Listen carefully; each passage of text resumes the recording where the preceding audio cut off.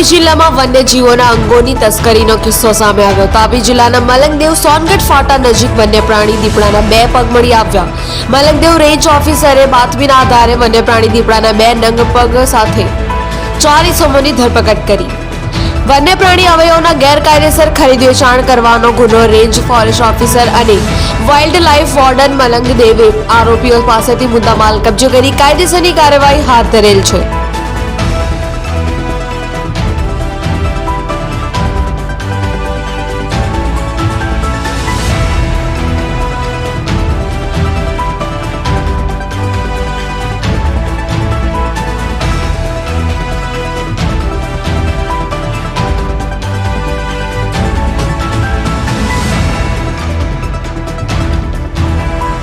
Bureau report Jansakshi news Bardoli.